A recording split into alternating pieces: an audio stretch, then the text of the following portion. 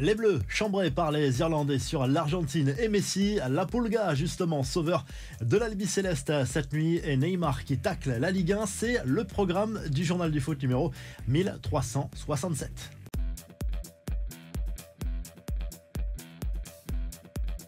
Victoire tranquille pour les Bleus jeudi soir au Parc des Princes. L'équipe de France a dominé sans trembler l'Irlande 2-0 dans le cadre des éliminatoires de l'Euro 2024 et le score aurait pu être beaucoup plus lourd. But signé Aurélien Tchouaméni d'une très belle frappe de l'extérieur de la surface et Marcus Thuram qui a ouvert son compteur en bleu. Ça fait 5 matchs, 5 victoires pour les joueurs de Didier Deschamps dans ces éliminatoires. La qualification se rapproche et les tricolores n'ont toujours pas encaissé le moindre but dans ces éliminatoires. Les Irlandais, eux, sont proches de la sortie.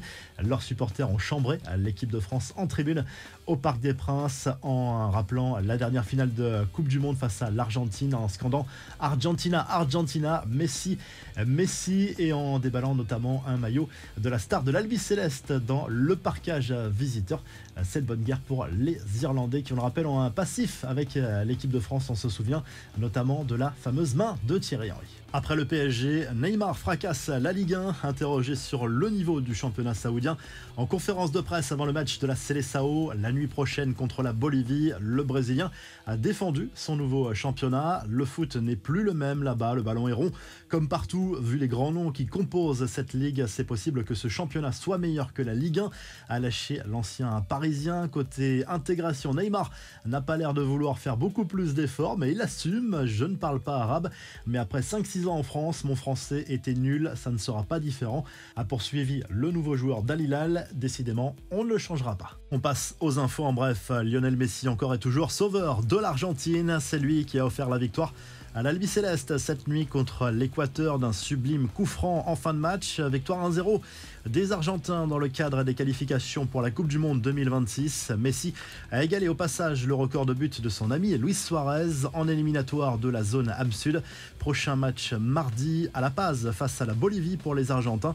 Messi, dont l'impact sur la MLS est déjà considérable, c'est ce qu'a expliqué dans un entretien pour le quotidien argentin Olé, le vice-président exécutif de la compétition.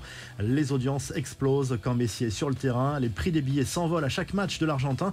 Nasser El Khelaifi, lui, ne rate jamais une occasion de tacler le Real et le Barça. Et ça vaut aussi dans l'autre sens.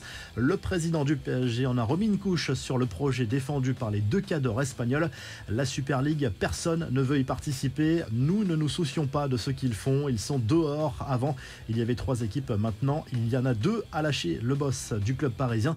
Le Real Madrid qui, selon El Chiringuito, pourrait créer une énorme surprise en prolongeant le contrat de Carlo Ancelotti. Le coach italien aurait pourtant un accord pour devenir le prochain sélectionneur du Brésil en 2024. Les journalistes de la célèbre émission espagnole assurent qu'il n'a rien signé avec la Seleção. On ouvre une petite page mercato. La réponse d'Adrien Rabiot sur un possible retour au PSG en 2024. Non, pour l'instant, je ne suis pas là-dessus. Je suis concentré sur la Juve, concentré sur l'équipe de France et on verra la suite, à lâcher le milieu de terrain des Bleus sur la chaîne L'Équipe.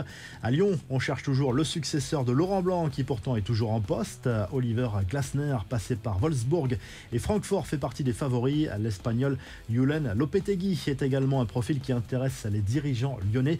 Nicolas Pepe, lui, a choisi de poursuivre sa carrière à Trabzonspor. Le marché est encore ouvert en Turquie. Il restera un énorme flop pour Arsenal qui avait déboursé, on le rappelle, 80 millions d'euros pour l'acheter à Lille en 2019.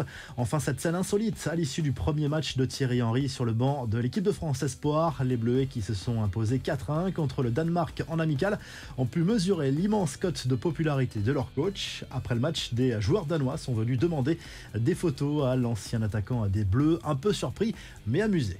La revue de presse, direction l'Espagne où le journal Marca se penche sur le match capital des Espagnols en Géorgie ce vendredi à 18h dans le cadre des éliminatoires de l'Euro 2024. Les joueurs de Luis de la Fuente ne doivent pas se manquer après une victoire et une défaite dans ce groupe, dans ces éliminatoires où l'Écosse est bien partie pour se qualifier. Il reste donc un billet à aller chercher et du côté de l'Italie, la Gazzetta dello Sport se penche sur le match des Italiens ce samedi soir en Macédoine Macédoine du Nord. Là aussi, c'est un match très important pour la Squadra Azzurra qui vient de changer de sélectionneur et qui doit absolument se qualifier pour cet Euro après avoir manqué la Coupe du Monde au Qatar. Les Italiens qui comptent une défaite et une victoire pour le moment dans ces éliminatoires. Si le journal du foot vous a plu, n'oubliez pas de liker et de vous abonner et on se retrouve très rapidement pour un nouveau journal du foot.